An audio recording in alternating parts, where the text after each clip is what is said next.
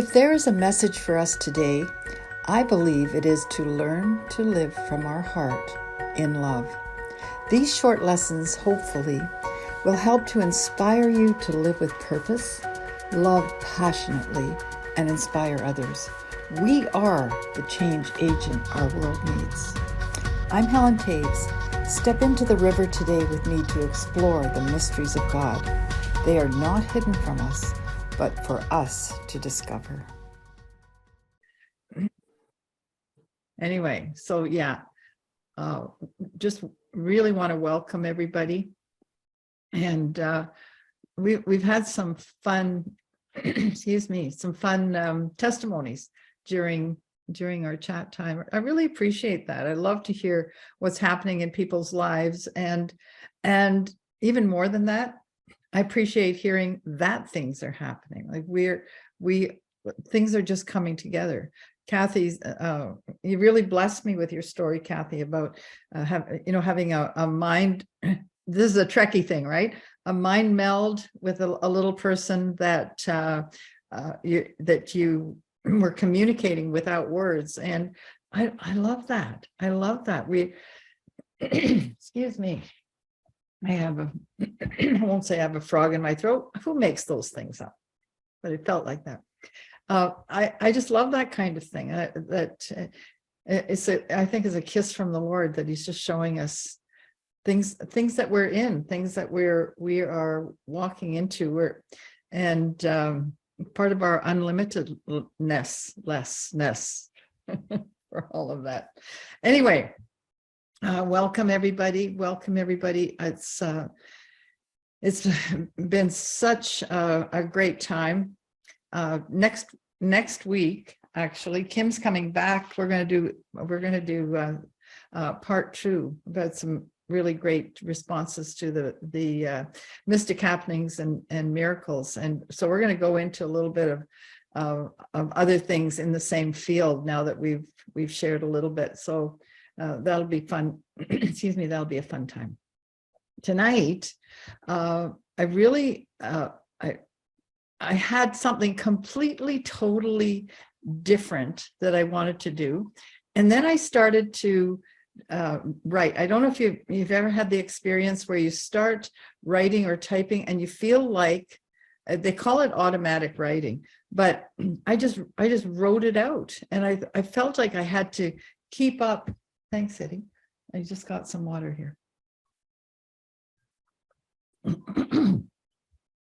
I felt like I had to keep up with my writing, and I was surprised at the end of it. This isn't going. I don't think this is going to be a very long session, but for some reason it seems very important to the Lord. The name, I've given a name. It's called Back to the Future, and the reason is, excuse me, this is very, sometimes we have to go back before we can move forward. And the question is, can we change our past? We've done a lot of talking about timelines and being outside of time, what time means, and how we navigate in that fourth dimension that we talked about a few weeks ago.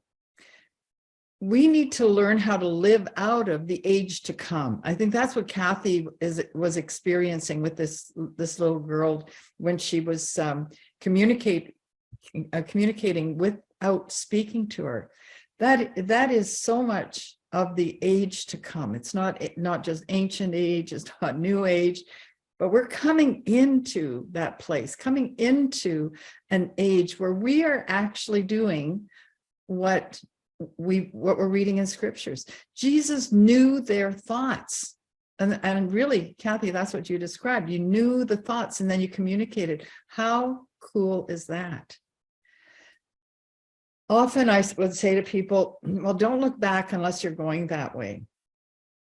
But we can actually change the history of our life. We can go into our past. By doing that, we change our life. So many of us at different times excuse me, have had our past actually make a difference to our present and future decisions. Some of us have had such dark secrets that we're afraid that if anyone finds out about them, that they'll be ruined in their job, in their marriage, their family, their church life, and all that. But what does it look like? The situation that you're in when you were 16 felt different if you had an embarrassing situation than you do when you're 60, guaranteed. You're 16, an embarrassing situation, like you sit on a wet bench and you get up and you look around, you think, oh my golly, people are going to think I wet my pants, right? You do that when you're 60, you laugh. You do that when you're 16, you look for a place to hide. You burp, you belch, you know, my mother, if she burped, as she was getting older, I forget what she said. It's better to burp and bear the shame than not to burp and bear the pain. She made a joke out of it. But there was a time when if you burped at a dinner party, you would really turn red. If you said something unkind, you wished you could take it back. If you were asked to dance, you didn't know the steps. At one stage of your life, that would be a big deal. Now it just gets more fun. We get older and our memories are more up close and personal. And the embarrassments or faux pas are more sophisticated as you get older, but you still remember the time you did whatever. And those are kind of fun and sort of, frivolous things. But what if you have a police record? What if you've been in jail? What about that child that nobody knows about? Some things are more serious than others. And I say, and I heard this saying that I think is very true for many of us. Do you realize that the difference between the person in jail and you is simply that they got caught? Think about that. There's so many things in our lives that you think, oh my golly, by the grace of God, go I.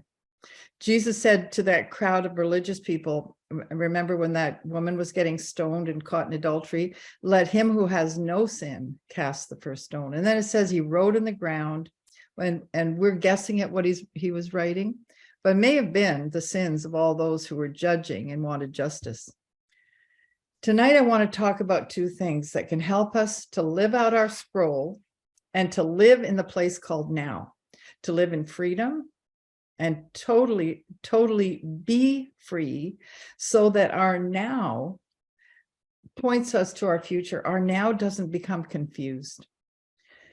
One of the things we're going to look at is revisiting. We're going to revisit our past. And the other one is revising. So we'll start with revisiting. In Hebrews 11:1, it says, now faith is the substance of things hoped for, the evidence of things not seen. Great scripture, love it. My favorite word in that whole scripture is now. To be able to live in a full and expressive place called now is the only way it is possible to think on those things that are true, holy, and of a good report. We have to learn to be in the now.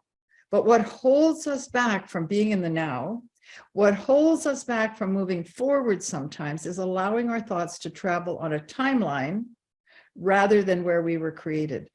We need to learn the fact that we see this timeline as a beginning when we're born and when we pass on through this world. But our Genesis, our timeline really comes from outside of time. And when we look, we have that understanding that we can look at things from that, think on things above, not on things of the earth. We can start seeing things at a whole different level. We've all had experiences in our life from childhood till now. And there's been, I think, two types of journeys. One, the people that live in the good, bad, and ugly. They have lives that continually go through the same problems over and over. They can be addictions or relationships, choosing the same type of person repeatedly and marrying them, wondering why. And they just have a real, they're in a spin cycle on so much. The other people have a history of good, better, and best. And these people, I feel, have such a great opportunity in life. I sort of feel like Kim is one of those. She grew up in the faith with parents that nurtured that, and she's where she's at today because of her upbringing. I am too, but I didn't grow up in the faith. I didn't necessarily grow up with the good, the bad, and the ugly, but I was stretched more in the world and in the system because I didn't have the parameters that some other people do. We have a maturing process, and most all of us at some time or other have said or done something that we wish we hadn't. Some of us, it was many things due to circumstances, and others, just a couple of biggies that made an impact on us that have frozen us in time. And if you're listening to this and you're frozen in time for something that's in your past, then this is for you. First Timothy talks about our conscience being seared. And it's a very good analogy what happens to a steak. For instance, when you put a steak on a barbecue, we will put it on at high heat and sear it, right? Because it traps the juices in the meat. And that's what that scripture is talking about, that our conscience is a very interesting thing. We can miss the mark on so many things in our life. And when you, like, for instance, if you steal something as a young person, you get away with it, you just sort of go on. But you don't think about it the same way when you do it the second time, because you got away with it.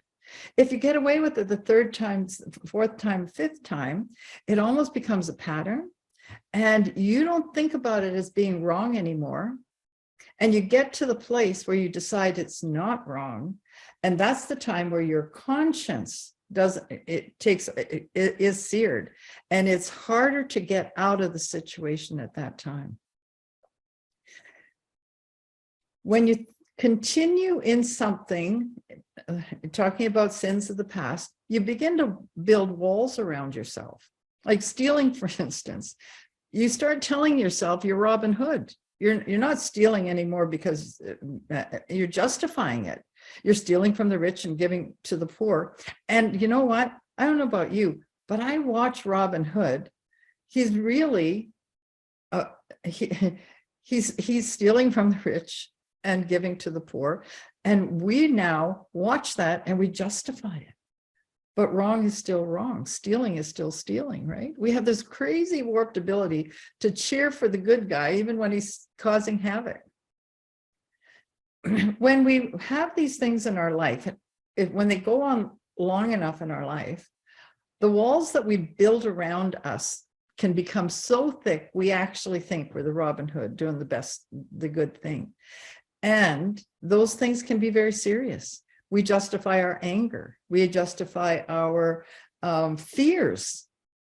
I won't go into all of those, but those are called strongholds. That's not the devil making you do something. Those are things that you bought into and that you've justified for yourself, and your conscience is seared, and you're protecting what it is.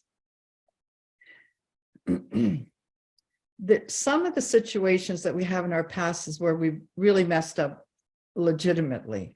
We've been the person who's been the offense. In some situations, it's our reaction to the offense, but we carry all these little things. Some are only in our imaginations, perceptions that you have thought about for so long, they now become real. Do you know that scientists tell us that we remember only about 50% accurately of things in the past. So if there are things in our past that are bothering us today, if that's true, and sometimes I think it is, because when you talk to siblings, if you've got brothers or sisters, and you talk about the same thing that happened, say Christmas 1990, if anyone of you are still around then, you'll have 3 different stories. You'll have 3 different memories, and you're all talking about the same situation. So it's really interesting how our minds work. A small lie, a big one, it really doesn't matter. There's a creative force within us called our conscience that will haunt us and will actually be the inhibitor to us moving forward in our lives. Even things that no one knows about, even things that you might have buried. So, and we know that these things can cause disease in our body, that our bodies actually respond by creating disease in various areas, and we become incapacitated because of these things that are buried within us. Doesn't this just sound like a bright and cheery message? Just wow, wow. Can you change your past? Well, the answer is you don't change the events of the past, but you can change the effect of it, and you can change your reaction to it. So can you change your past? Actually, yes, you do. And when you do this exercise that I'm going to explain, it begins a process in your present that removes the trauma from within yourself. And if others are involved, you free them to move on as well, or it'll help you to see what happens. So here's a scenario, just a little story, okay? This is an example. You're working on a project. You're part of a team, but you're not feeling significant, but you have the opportunity to make yourself look good. Your teammate leaves a proposal open at his workstation, and you steal it. You take it home and revise it to make it look like and sound like you.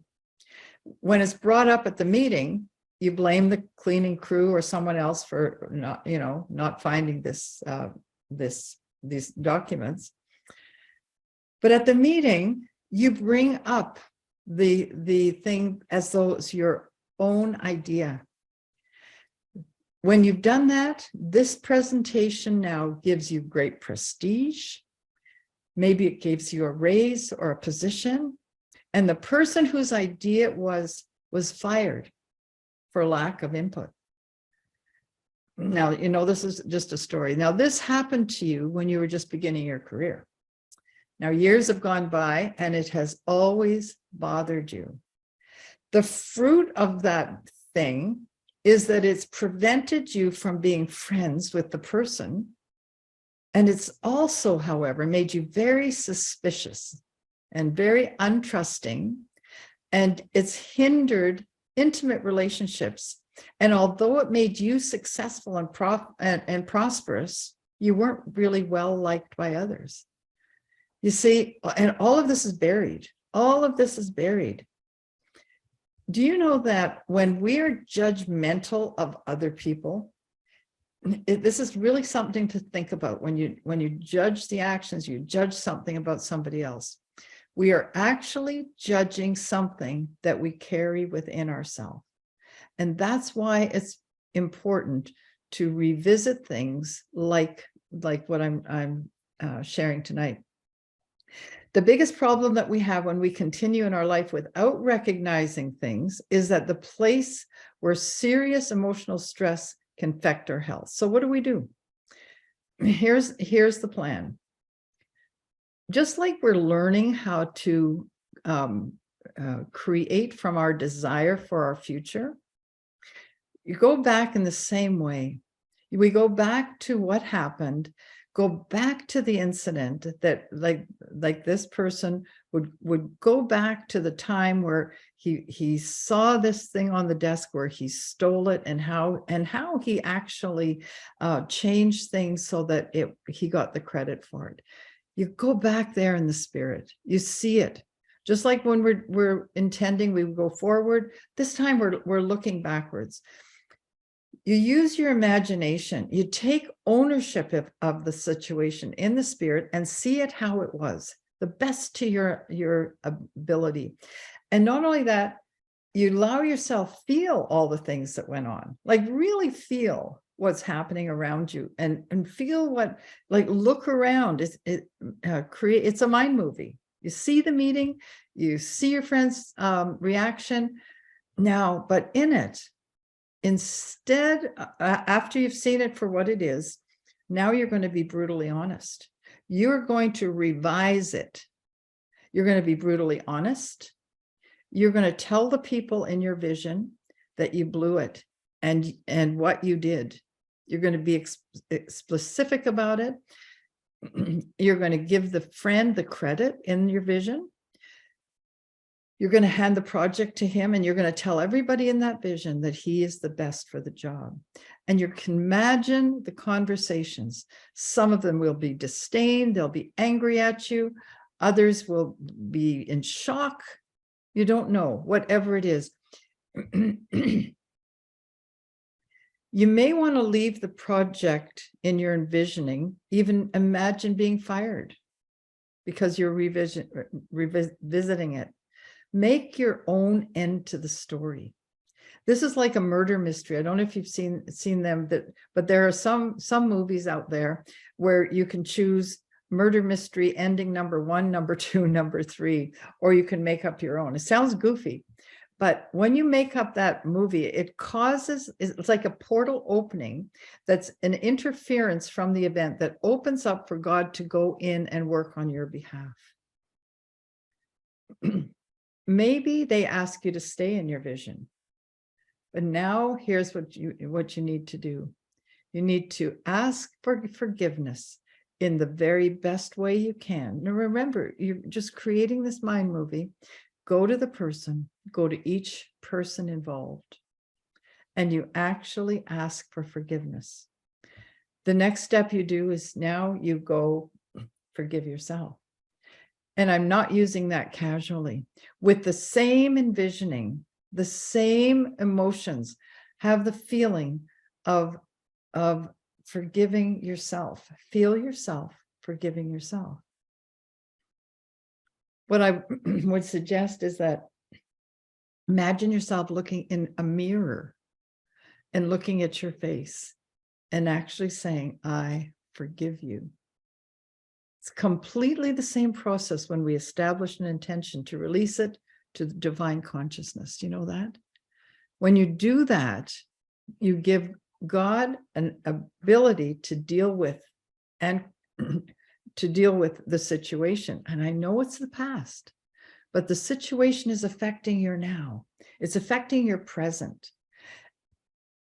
And it's the same, except your vision is now seeing yourself free and not bound and not unable to trust, not being suspicious, and to be the person who gives credit where credit is due.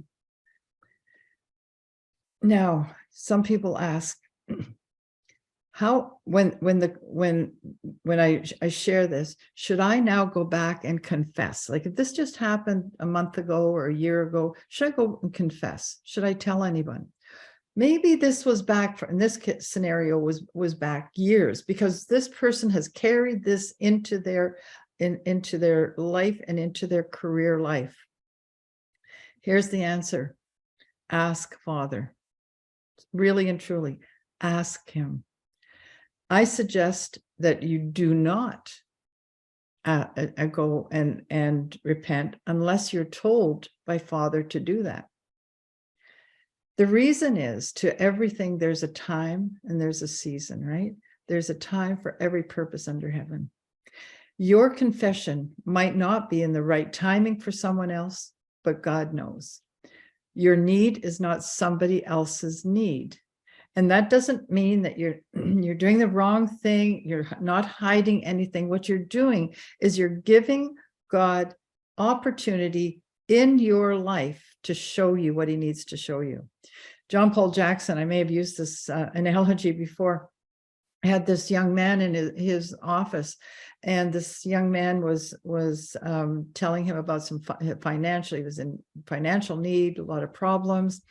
And John Paul very graciously said, you know what, son, I can help you with this. Took out his checkbook, wrote the guy a check and helped alleviate the problem. and as the young man left, he sat and spoke to the Lord, and he said, wow, that was good, wasn't it? I was able to help fix this situation.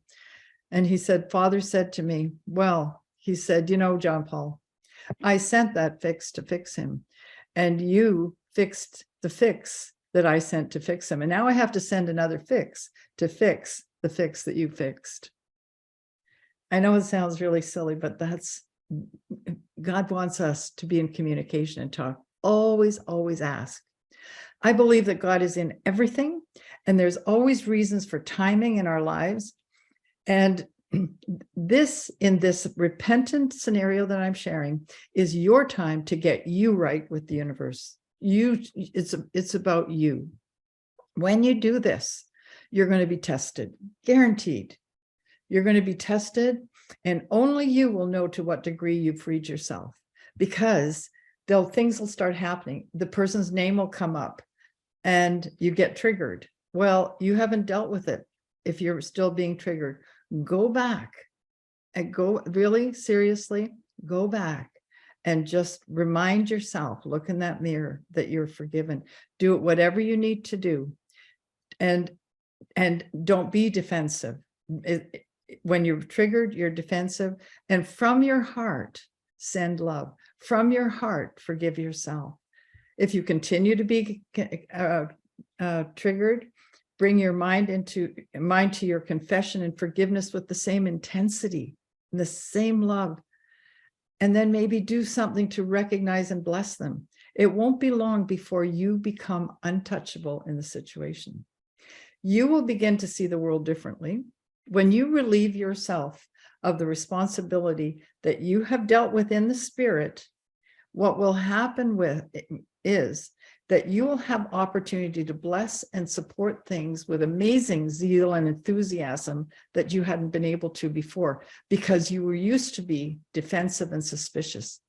All those things start being taken out of you. You don't know how. You don't know how. You don't need deliverance. You don't need someone doing it. This is a work between you and Father. Let your season of forgiveness bear fruit. That's something we forget, that everything we do, it needs to bear fruit in our lives. Let yourself enjoy the freedom from this. Let yourself change in the person that you want to be. This is what might happen, you see. You might be at a gathering. Now this person's there and comes to you with a lot of enthusiasm and greets you. Hey, remember the project we were working on? I was so shattered when everything came down, but it's the best thing that happened to me. When I left the company, a guy I went to school with asked me to join a startup. If I was doing that other project, I wouldn't be with Microsoft today, and I wouldn't be a millionaire. Can you believe it? Best thing that happened to me. See, there's a lot of things in each story. Let God do his part. Do your part with integrity, knowing when you do, like, God is able to do the parts that you need done. I hope I'm making sense. If you're this person that I was describing was imprisoned, he imprisoned himself for years because of his choices. But God used your choice to make you into the person he needed you to be at the time, and he needed you to be at the same time, and he protected your friend and prospered him. So much gets done that we let our minds go into fear and anger and frustration and all sorts of things when we just can release it to God, and he unpacks it for us. Freedom and forgiveness are indissolubly linked. You cannot be free and have unforgiveness. Neville Goddard says in one of his books, I forget which one, he said, not to forgive is to be at war with ourselves, for we are freed according to our capacity to forgive. Luke 6:37 says, forgive and you'll be forgiven. Proverbs 31:17, thy ways are ways of pleasantness, and all thy paths are peace.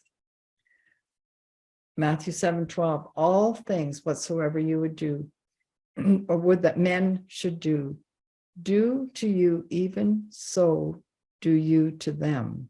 For this is the law. Do unto others as you would have them do unto you.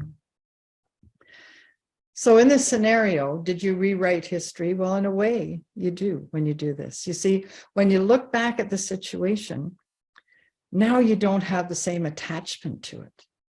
And it doesn't have the same attachment to you. It actually, in your consciousness, becomes like it didn't happen. And now you can allow your thoughts to go from there. The situation or the people in it can't hold you in the pain that you had. Because forgiveness is like writing a problem with disappearing ink. You know, Paul said in his letter to Philippians, he said, but there's one thing I do, forgetting the things that are behind, stretching forward to the things which are before, I press on to the goal. If there was anyone who stole the papers and did all that, it was Paul. He was there at the stoning of Stephen. He was a Pharisee of the Pharisees. He persecuted Jesus. If there was anyone that needed to live in that understanding of forgiveness so that he could go forth into his destiny, pressing on to the goal, it was Paul. He had an amazing life, even though he had a lot in his background that didn't fit the walk that he was called into. Now we can live our lives in revising these days that we live every day. See, we revisited something with the first understanding, because it could be years, it could be 50 years ago, that still plagues us today. We can deal with that. We can change that for today by doing this. But do you know that you can do that every day? We don't have to wait until time goes on. You can revise every day. You can spend time. You don't have to spend a lot of time, but you can spend a few moments before you go to sleep at night or just at the end of the day, looking at what happened in the day. And if there's something in that day, you actually can revise it. Something that happened, anything that you need to forgive yourself for, forgive yourself that day. If there's something you need to share with another person, share it that day. Forgive somebody, forgive them. And so that we don't accumulate, and so that we are living not in sin consciousness at all, but realizing that we can live above anything that happens to us. Because some of the things that happen to us, we don't want embedded. You get a letter or something that is totally not something that you're believing for, and you know that it isn't part of your scroll, it's not part of your life. You can take that situation and you can create your desired intention for it every single day. And what that does is it revises the situation. So your focus goes on to your desire, releasing it to Father and allowing him to work in it. And when you do that, you're actually co-creating with God, letting your mind, your will, and the purpose of God be in power for the change to see your desires fulfilled. Every time that we truly forgive, every time we relive an event as it should have happened, like the previous scenario, you know what? It's like experiencing a new birth. It's like, it really is. Old things pass away, all things become new, and you virtually become a new man. Our rebirth is what Paul talks about, that he's praying that for us to be born again actually is what the scripture says, because our days are something we need to be living in consciousness of, and knowing that if there's something in it, that forgiveness can revise that intending for the desire that's in the heart of God can be released into that. Revising your life is not judging it. It's your awareness of what you need and what you want to shift. It brings your mind and your consciousness into alignment. I have a little sign on my kitchen cupboard that says, your thoughts, vividly imagined, repeated and charged with emotion, become your reality. Our thoughts become our reality. Circumstances in our life are what projected from our inner talks. The way we talk to ourselves, the way we look at situations. If you allow these things to pull you down, you'll go down. The way you speak to yourself in your own quiet time, or in times of change or trouble. Our words are the frequencies and the sounds that create our lives and our being. So try to be aware of your thoughts and emotions all the time. Don't let negative or impure thoughts or emotions rule your life. What you consent to materializes in your life. It will materialize in your life consciously, or it will materialize subconsciously, like that guy who stole that thing that made him prosperous years ago, but he lived his life in suspicion. Why? Because he didn't trust, because he couldn't be trusted. He lived his life frustrated and angry. Why? Because he was the guy who was frustrated and angry. It came out of him. Must be aware of our thoughts. When your thoughts and emotion match your desires, your life changes, and somehow your reality is forged by these unseen hands that cause you to be blessed in all you do. The more you do it, the more you use your imagination to revisit past trauma or situations, the more you revise daily your life events to create your desires, the easier and easier it becomes to create the desires that you have that will connect with the divine purposes for your life. If you don't let these things go, if you don't, keep pressing down and things that they're there, and I'm not saying go search for them, but what it is, and it's not a art, it's not a formula, and it isn't looking for demons and doorknobs. This is just looking at your life, and when you're honest with it, you will see it as it is, and you will recognize the fact is you'll have that aha moment. This is that. And you know what? In the way I'm talking about it right now, this isn't a formula. It's not a rule. It's an art form. It's an art form. You're creating in it. Every situation, every person is unique, and our imagination is unlimited. The scope of our imagination to create with God is just amazing. If God calls things that are not as though they were, then it's our birthright as well. We all know this familiar saying, beware of your thoughts, they become your words. Beware of your words, they become your action. Beware of your actions, they become your character. Be aware of your character, because it becomes your destiny. In Ecclesiastes 3:15, it says, what exists has already been. What will be has already been. For God will call to account what has passed. I just like to cut to the chase on that. The Helen version says, God's in the middle of everything, and nothing is impossible to make new. Learn to write your past problems in the sand on the beach. Have you ever watched the beach come in? Write them there and know that the ocean's going to come and take them away. God is so good. So before we close tonight, I would like to just and open for some discussion. I'd like to take some time in meditation. The first thing I'd like to do is take a couple of minutes in silence. Okay. I want you just to be, be still within yourself. And I want you to think of what you'd like to change, if anything, in your past. I realized as I was sharing this tonight that because I have dealt with the revisiting and revision process in so many things that I'm hard pressed today to find something that could trigger me.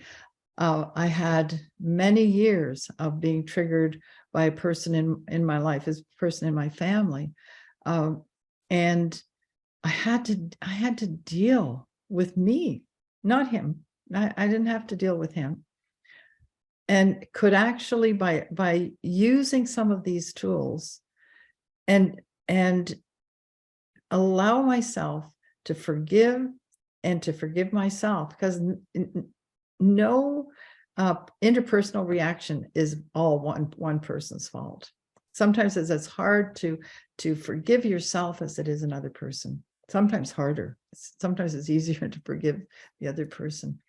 But today I cannot be triggered. I there's no way I am triggered. But and we can come to those places where you are totally free. If there's anything that may be haunting or triggering you from your past, give it room in your mind for this present time. Make this vision really clear. See the elements like the room, the people, the scene that's causing you the pain or fear. Use all of your senses in it. Let's just take a time. Anyway, let's just do that right now.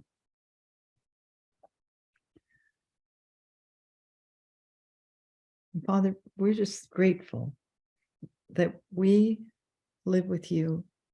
You are in us, we're in you, we are one. Thank you that you know our beginning. You know where we're going. I thank you for it.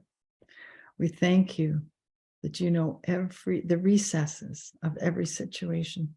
Well, Father, if there's any areas that need to be revisited, there's any areas in our lives that we are triggered, and forgiveness is the key. Father, I just ask you to bring it up now.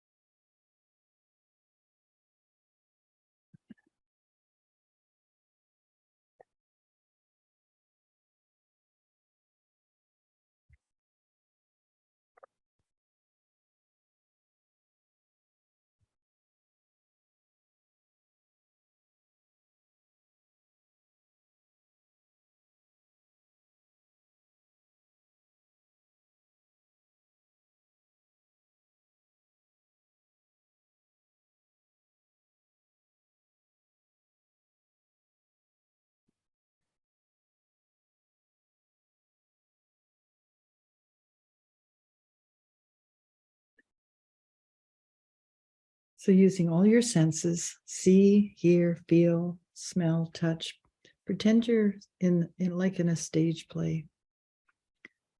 Do or say whatever you have to change the situation. Ask for forgiveness, repent, put your hand out to befriend or hug. Do whatever works to make a change for the better.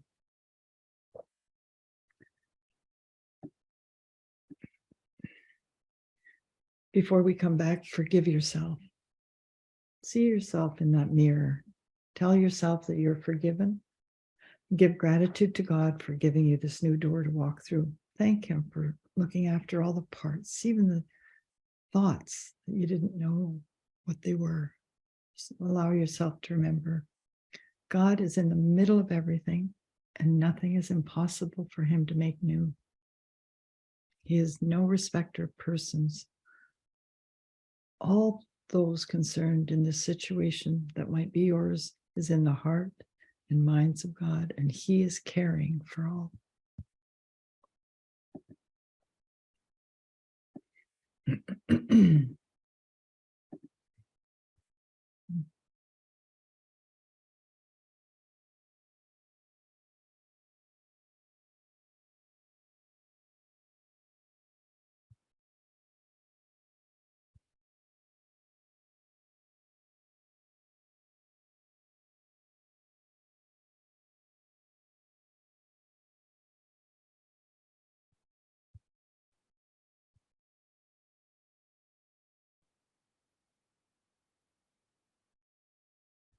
Okay, I don't know if I've allowed enough time, but I'm hoping that that you can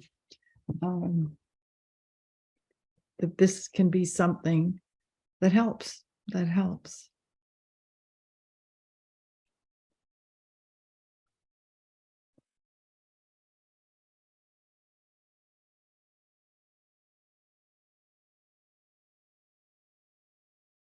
How are you doing? Was it a hard thing to do? No.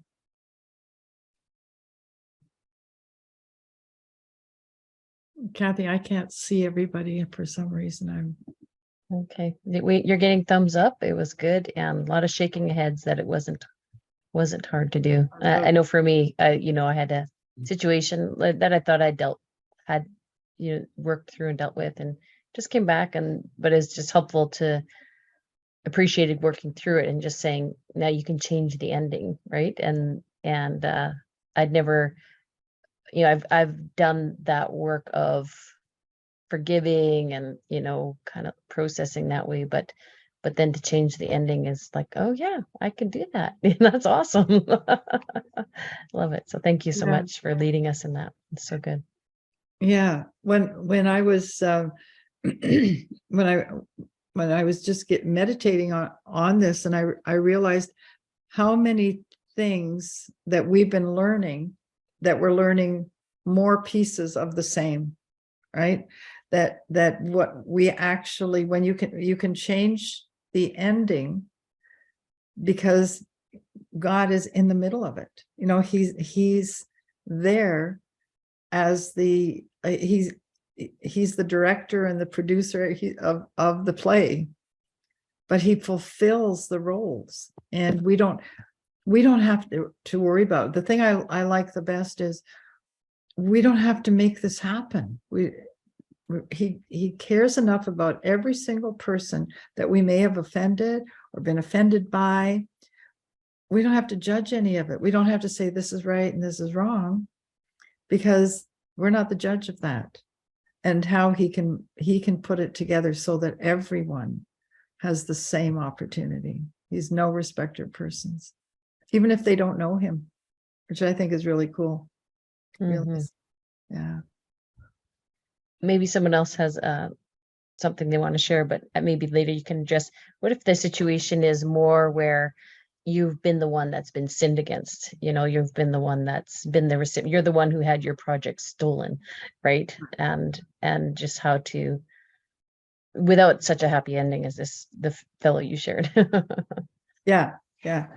Yeah, well, I shared his happy ending because that's often how things happen, that you end up finding out that God looked after the other people in the scenario, and you had taken on the whole burden of it. And you realize, I don't have to worry about that. I have to worry about keeping my heart clean and right, because that lifts these people up.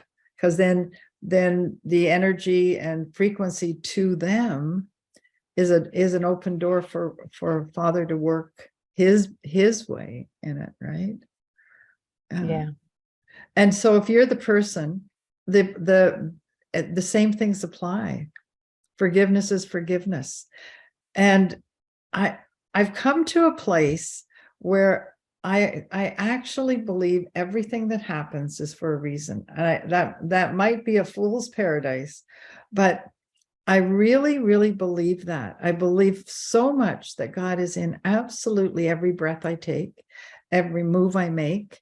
Even if I make the wrong move, the wrong decisions, he's in it. He's not making it happen. I'm not a puppet on a string, but he never leaves me. He just never, ever leaves me. That psalm, create in me a new heart, and renew a right spirit in me. Take not your holy presence from me. I can't even handle that psalm because I don't believe it's true. He never leaves me or forsakes me. He is inside every cell of my body. Where is he going to go? It is. And when I say create in me a new heart, I just take it as a new heart is being created when I line up with principles of love and forgiveness. When I am love, nothing else can happen. Anyway, Gina.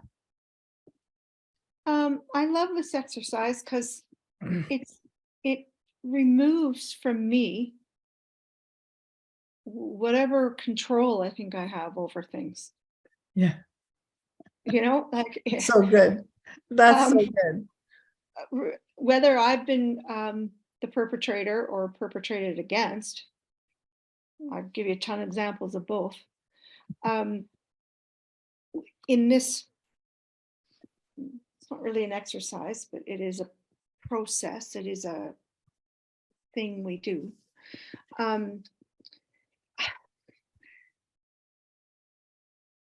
I can't hold on to people can say, oh, well, I've forgiven, but I haven't forgotten. What? Well, no, because you're still holding it. I'd like to forget it completely. And like, if it was somebody else's thing that I knew about once in my lifetime, right? Somebody shared something with me. That's how I want to remember it, or not at all. But if I was sinned against, let's say, well, I can hold that because it wasn't fair. It wasn't right. That should never happen. How dare they? Whatever. And we're controlling the feeling around it and sending that feeling out into the atmosphere. And that feeling we get to live with the rest of our lives. Yeah. And if it's something that happened that we did, it's the same thing. We think, oh yeah, well, forgive me and whatever. And but we haven't forgiven ourselves. So we still get to hold it. Yeah. And we still get to bear the brunt of it all the time. That's why there's those hanging thoughts that haunt you sometimes when you're trying to go to bed. Yeah. And all of a sudden they're there, and you see the whole thing. It's like, what? Why I thought I dealt with that 10 years ago. No, I'm controlling it because I'm thinking I had to do a certain thing to get rid of it, or to cleanse myself of it, or do this. It's our model of forgiveness has to change its standard. Kind of when we do this process, and so for us to rise up to that level of what Helen spoke about and how we do that by changing the outcome, it's no longer what it was. Yeah. The control is gone. The grasp is gone. It's Yeah. undone because on either end, whether you've done it or it was done to you. Yeah. And I love that because it's not us controlling it. Yeah. Yeah. It's us releasing it. Yeah. Yeah. That's so good. That's so good.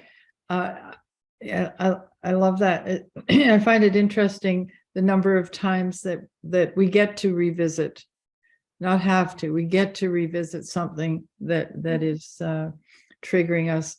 One of the things when I was reviewing, the lessons, the sidebars of the lessons is a thing that I became more aware of is that when I speak against another person, like if I'm judging another person, that very thing that is coming to my mind about, because we're all connected, we're all connected with one another.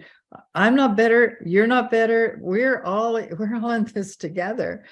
But when I am thinking those thoughts against that person, there's something in me that's creating that thought.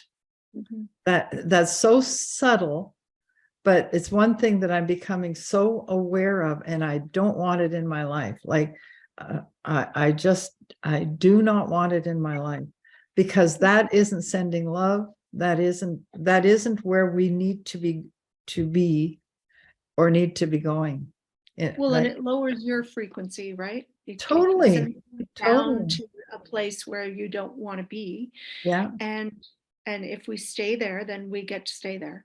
Yeah. But, I think that it's so interesting because, and when you start talking about understanding who you are in him and going on this journey of I am this and I am that, and your I amness, once that's in our forefront and we quantumly observe ourselves in a day, we see those things and think, oh, wow. Yeah. Wow. Yeah. And you realize that you observe how you, or even how you observe how you respond to something or a piece of news or something. How did I respond? I can't believe I'm responding. I'm so angry. Yeah. Or I'm so frustrated. Or what a stupid thing they just said, whatever. Yeah. You respond somehow and you catch yourself because you're quantumly observing yourself and your responses. And you think, oh, whoa, wait, whoa, what?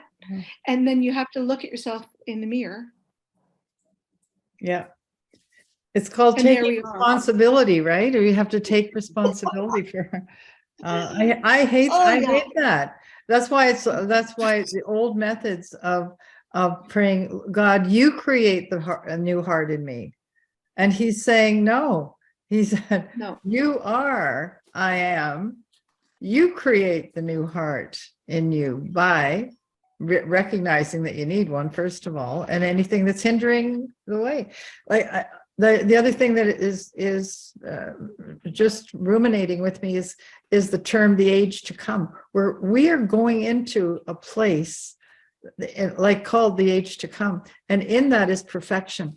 And does that mean that everything has to be perfection? Yeah, sort of it does. We want to be completely and totally free from anything that will hinder us to operate powerfully in that age. Anyway, that's another start again. Sharon. Yeah, so good. Thank you. And it is, for me, it is the process. And really, I kind of feel like it started with back when we were talking about forgiveness, the meaning of, the metanoia. And I just feel like I've been walking that out and going up higher every time something comes. And it's just, there's a lot, but I've just been doing that and going up higher and with the forgiveness. And I had a situation where somebody said something to me, and I was just really shocked and hurt, and I didn't even know they said this word, and I didn't even know what it meant. So I had to go to the dictionary and to find out what that meant. And as I'm reading it, I'm thinking, oh my goodness, that's me. That's totally who I am, what I do and everything. And so I really was struggling with that. But then, coming to forgiveness. And so I realized I forgave her, and I said, because thank you. I didn't say it to her face because she was, she deleted me from Facebook, so I got nothing. I can't talk to her. And I just, I was just feeling like, thank you for showing me that, like the Lord just used that to open up a whole, well, I'll almost feel like can of worms, but I had to deal with those, that attitude in me. Mhm. And so just recently we made a trip down to see family, and this person is there, and I thought, oh, here we go, I'm going to have to see her face to face. And so I just, in my heart, and I think I did that because I forgave, and I saw it. I made her a towel, and I was going to give it to her, and just bless her and say thank you.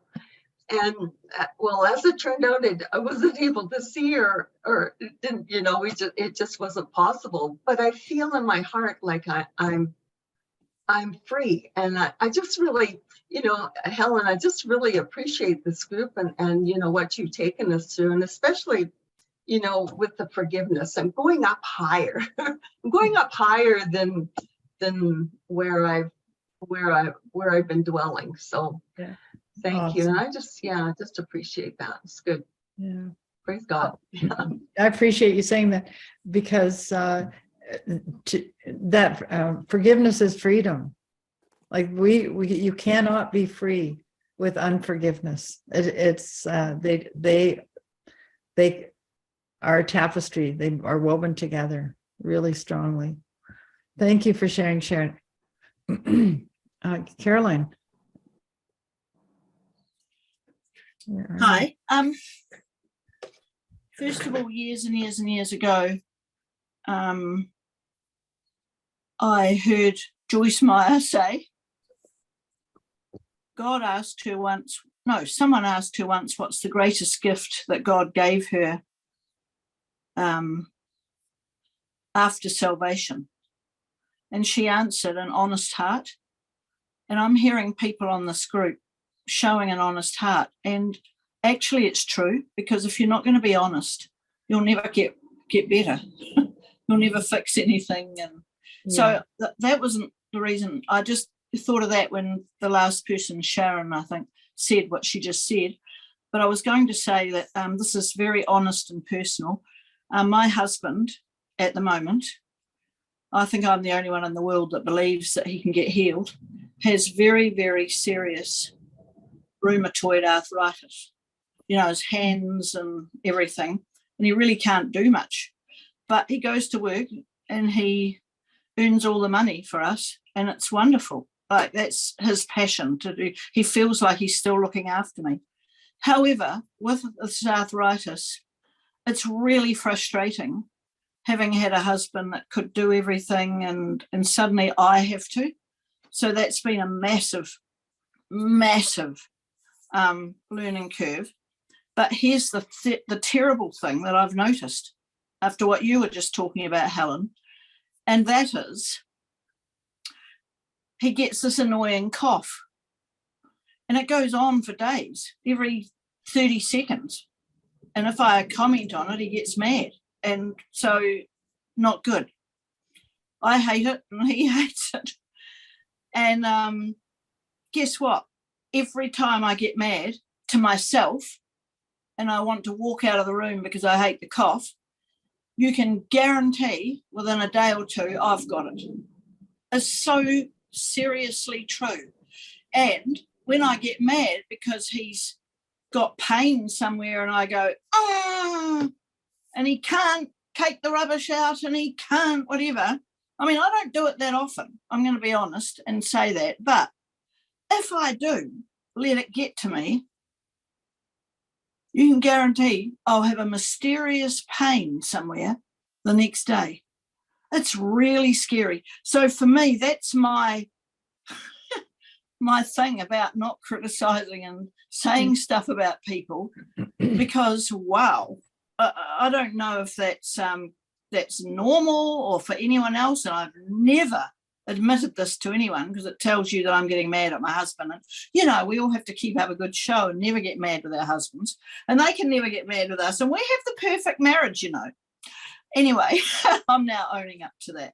So I'm not asking advice, I'm just saying, for me, this is what happens. I catch whatever he's got that I'm mad about. There we go. End of story. Observation only. Yeah. Yeah. You know, I think you've hit on some really, really important things that are our reality in being entwined, right? And how important it is, how important that our love walk is. So, I mean, we could go into this, well, you should be examining this or da da da da da da da, but love never fails. And so the bottom line of everything tonight is learning to be freely walking in love, in love. And you can't walk in love if you have unforgiveness. So that just makes it, I mean, that just wraps up everything in one sentence. And but we're so entwined. We're so I keep doing this infinity thing. We are one. We are called into this oneness. Imagine if a group of people like us got to that place where we were walking in the kind of love that we were free from the things that have kept us down. What a powerhouse we'd be. And that's not pointing the finger and saying to any of us, this is the great part of being part of all of us. Because in sharing that and purposefully wanting to love each other, we're going to start getting rid of it, not just it starts in our own house, right? Jesus said, clean up your own house first. But then in doing that, that connection is incredible. And you see it in marriages more often because the two have become one in such deep and intimate ways. So what you're describing is not unusual. I hope that when you experience the pains, you don't receive it as illness. You receive it. You're just aware of it, and you know you can shut it down by coming in the opposite spirit, which is love, and recognizing it. And it's part of how our heart speaks to us, you know, because our body, our heart energy is all entwined together. And so when these things happen, it's not unusual. I know a lot of people, when we're praying for somebody else, like there's somebody that we're carrying in our heart, it's not unusual to have the abdominal twinge or the shoulder, whatever it is that actually we're at one with. And that's not to push people away from doing this. This is just how our spirit, soul, bodies one. We're one with each other. It's just not unusual, and it's not something you have to receive. But thank you for sharing that, and I'm happy for your perfect marriage too. Not going to get me confessing that it's less. Helen, do you think that this process that you've showed us today, you know, for example, with Caroline, or any of us, if she goes back into those frustrating times, changes the outcome, and as she stands intending, forgives herself, it's like an intention, isn't it? Yeah, the other part, I mean, this is actually a lot bigger than we're giving space for today. Jesus said, forgive them. They don't know what they do. We can ask for forgiveness for each other as well. That's the ultimate love, right? Mhm. Greater love has no man. They lay his life down for another. If you can come to that place of asking for forgiveness for some with a true heart, what has happened, I'll just point the finger at me. When I started learning that, what bothers me is I would judge them for even needing the forgiveness in whatever situation. And I thought, Helen, you're not entitled to that. You are not entitled, because that isn't just freely loving them into Father's hands and asking forgiveness, which is what Christ did for us. Forgive them. They don't know what. For the sin of the world, he died, not just for those who became or following him, for those who are part of the club, or the first, second, and third churches of the right. He died for the world. He forgave the world, which includes a lot of people that I judge, whether it's politics or history or whatever. But I'm learning the power of love in it. And the first person that changes is you. The first person, all of this is we're the ones. Thank Yeah. you. That's Interesting, really, right? really profound. It's a is. very, very there's a lot of layers. Well, A lot of it is. It's simple in what we do, but profoundly affects Yeah. our lives and does. how we go forward, and the people in our lives and how we go forward or not with them. So, I mean, beautiful. It's beautiful. The other thing too, when we ask for forgiveness for another person, we're not entitled to bring it up because it's gone. We're not entitled even to the thoughts of it. But it would, if you did your process, it would be gone because you've changed the outcome. Yeah. And that quantum release into the universe of that different outcome, that changes us too.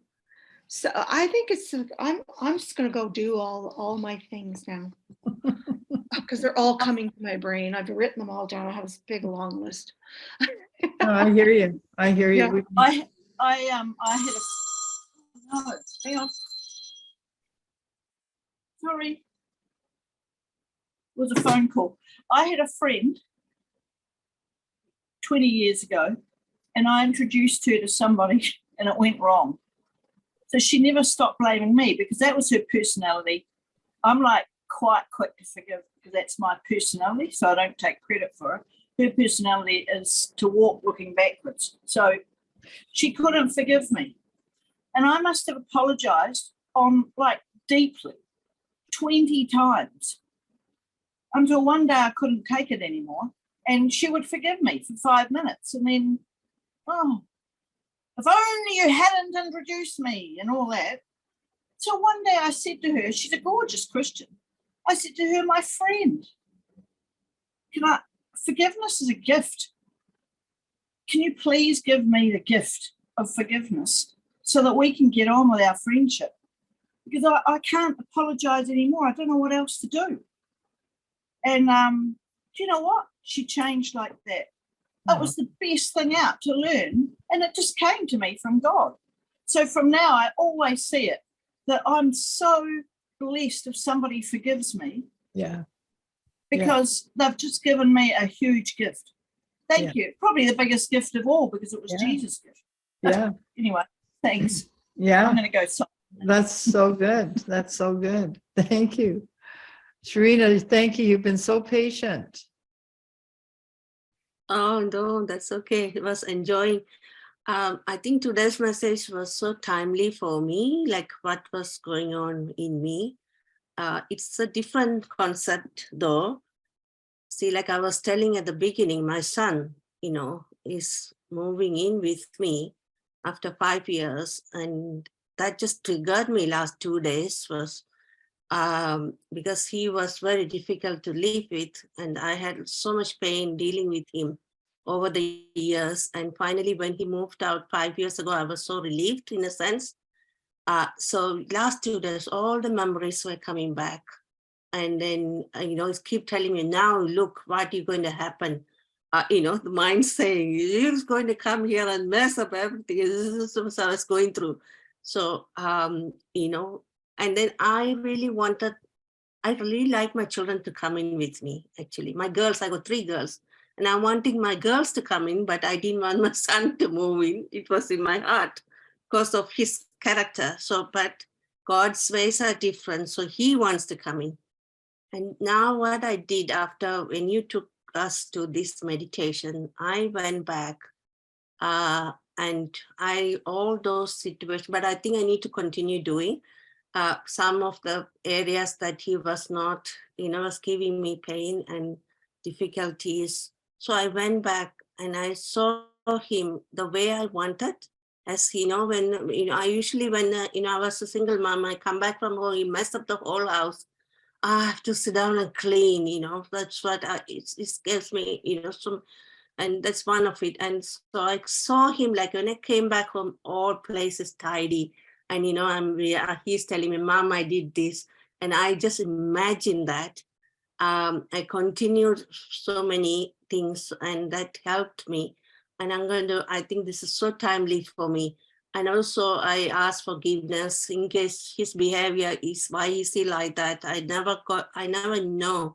I always thought if only I understand why he's doing this, but I never could. And I just asked the Lord, if it's my behavior, something that I did has caused him to become like this, or I've asked forgiveness for him. And then I heard the Father is telling me, be like the father, where the prodigal son is coming back to me. I have to be excited, and how as a father's heart, I have to be like the father's heart and welcome him. He's coming back. It's a big thing. Even my other girls are all talking, Mom, you're going to take him back after you can't take him back this age, need that. You are certain. They all are talking like behind me, these things. Mom, you cannot take him back. But I just knew that I think I have to take him back as the prodigal son coming back. And I'm expecting changes, and I forgive him. And anyway, I forgive him because moms, we forgive. But it was a hurt for me. And Yeah. I didn't know I was carrying those hurts because I was not dealing with that this 5 years. So now I have to deal with that. The hurts came back to me, and it was like, whoa, that last 2 days was, I'm dealing with that. And now this message is really helping me. I'm going to deal with that, all the past first. And then I'm going to see him as the new Adam coming in. And I think we did the intention. You all saw him well, and that is what's going to happen. So thank you so much for that. Okay. Yeah. Thank you for sharing that. Isn't it interesting that how much of the various situations in our lives and topics like this one weave into the power of intention? Because it's understanding what our own desire is, living out of the desire and being able to release it is intention, right? And so whatever our situation, we use the same method, looking back to a situation that needs changing, create the intention so that God can work and fulfill the desire that we have. So expect really good results. Expect good results from it. Yeah.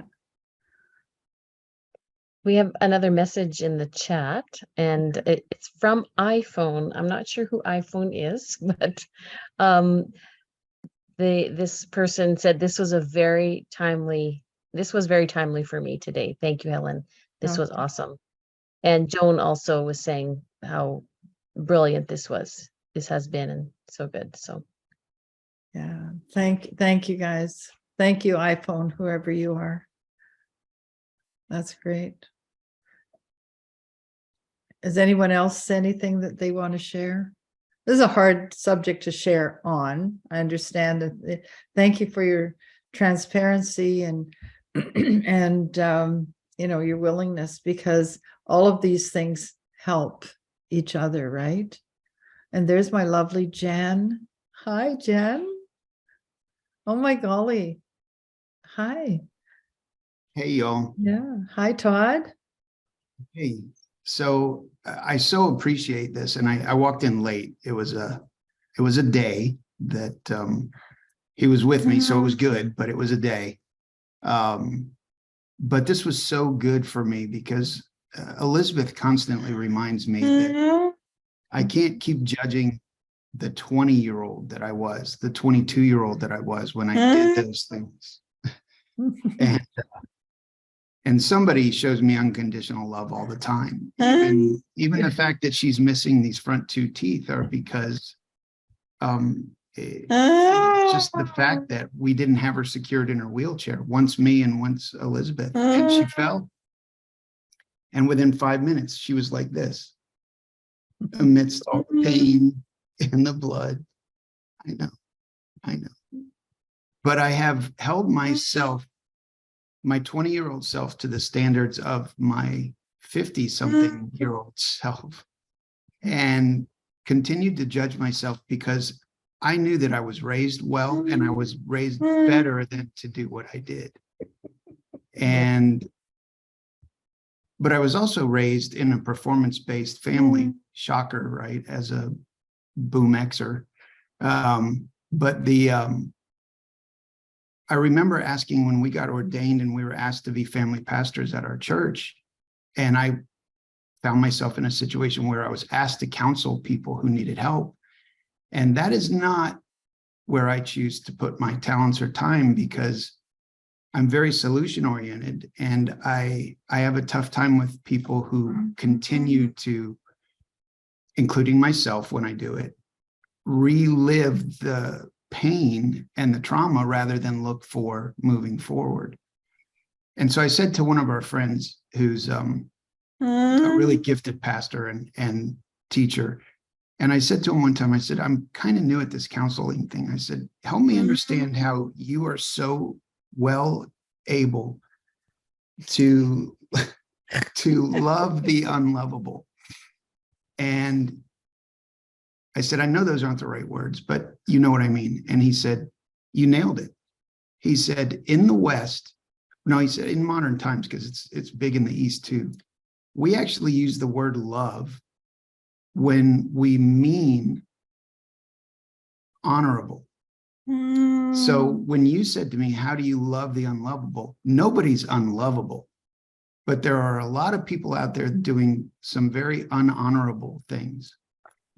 And we have been taught that if it's not honorable, then it's not okay. And we actually use the word love when we mean, I can't honor what you're doing.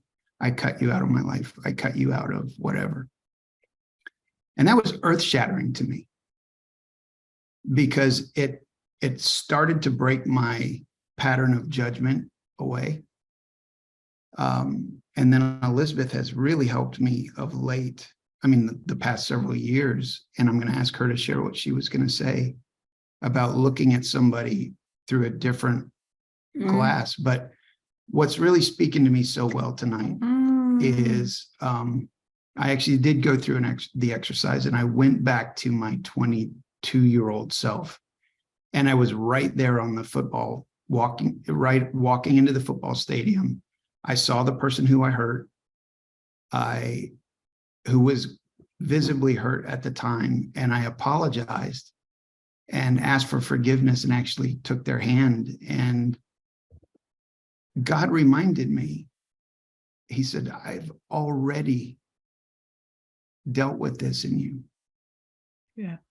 into the fact that I once got a vision in church. There was a word, and I got a vision of driving in a car, and I was looking in the rearview mirror, and it blacked out. Oh, And it was just that quick a vision. And I said, Lord, what was that? I said, I need my rearview mirror. He said, no, you don't. I don't want you looking backwards. He said, rearview mirrors are for testimonies only. come on, Amen. come on, come on. Okay. Yeah. And I mean, it was that fast and it was that direct. And I actually shared it with the church. But what you're talking about now is I could actually see through the rearview mirror again through a different lens of forgiveness and redemption. But now, re-editing the script, changing the end of the story. You know, they do that in movies, Yeah, right? yeah, They'll do an ending. If it's not that popular, they'll write a new ending, shoot it, and re-release it. yeah. And we take that as, oh, that's great. We love it. That's a better movie for it. But we don't give ourselves the grace. So thank you. Yeah, that's awesome. That is so awesome. So awesome. Wow. It's gotta show- it's very powerful, very powerful. Liz, Yeah. you have something? Well, what he was referring to, so often when there's someone that we're quick to judge, you know, me on the inside, I've learned to say, like, no, I am that person, and that person is me. Because, and another thing is what I was telling Todd is another thing to remember about when we go to judge somebody is everyone is functioning at their own level of awareness and consciousness, and that's where they are. You know, we just do the best with what we have at the time, just like we do, just like I am right now. You know, not like I'm saying they're not awake and I am. No, we're all on this journey. And but that's so anyway, that's what I was saying. Yeah. It is easy for me to say, no, that's me. And you know, we're one. And so anyway, that's helped me keep my heart clean. Yeah, I like how you express that. I'm gonna use that, saying, no, that's me. I that's a simple little phrase to bring you to the reality of what's happening, right? No, that's me. Yeah. It'll shut down a lot of verbiage out there. Thank you, Yes. you two. Wow, that's such an enriching testimony. Thank you. Thank you. Thanks, Jen. We love you. That was really cute. She's like, Daddy. Very, very cute. Mr. Jansen. I liked what you had to say about how the Lord works things out his time. And I'll just give you a quick testimony. I remember as a younger Christian, I had come to the point where I was trying to sort through my past. And I had these two issues, things that I decided I just couldn't deal with, but I had given them over to the Lord. And one of them was I had actually stolen sheet music. Only a Mennonite would steal sheet music. The music was so good, I just wanted to have it.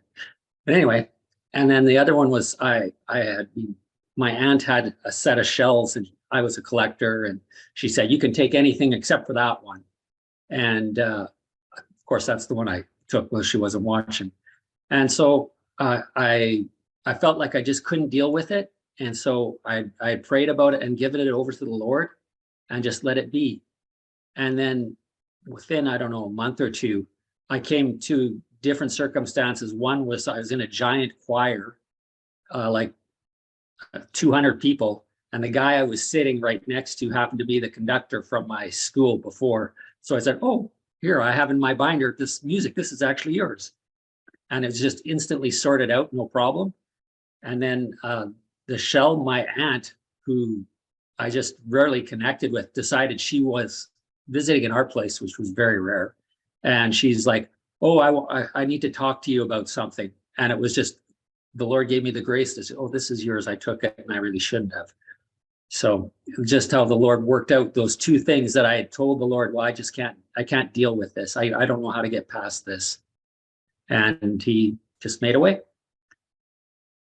Wow. I feel when those kind of things happen, they belong in the miracle box. They just feel like only God can orchestrate exactly what the desire of your heart is and needs, right? It's so good. Yeah. And also gives you, And I got to keep the shell. did you? Yeah, I have it on my bed. It's still there. That's really sweet. That's really, really sweet. I love that. I love the backroom stories of things that, how we do our part to the best of our ability. There's not really a formula. There's just a understanding that we come to. Everybody is different. Everybody has their own paths. I'm learning that there's not necessarily right or wrong. It's just yours, mine, and we deal with the things as they come. But I love the background of how God brings you to giving the shell back or puts you next to that person. Yeah. And yeah, lovely, lovely, lovely. Wow. Well, I appreciate you all sharing. I just feel so enriched when I hear hear our differences in our sameness. I don't know if that makes sense, but it just makes it just expands our hearts too, doesn't it? Just lovely. Does anyone else have any thoughts? Anything? Very good. All right. All right. Well, thank you for coming on tonight. Really appreciate everybody. And I just know that we are going to go forward into the age to come as we're learning to let go of ourselves and be exactly who we're called to be, to enter into that place of these things and greater shall you do. Sweeping out our own house first might seem a little bit of not such exciting things, but I love the results. I love the results, and I love the fact that we can come to this place of complete freedom where there's no place in us for anything else but the power of God to work. So may the Lord bless you and keep you. May he make his face to shine upon you, be gracious unto you. May he lift up his countenance upon you and grant you his perfect peace. Nothing missing, nothing broken. Love you guys. Thank you so Thank you. much, Helen. Love Beautiful. you too, Helen. Thank Thank- you.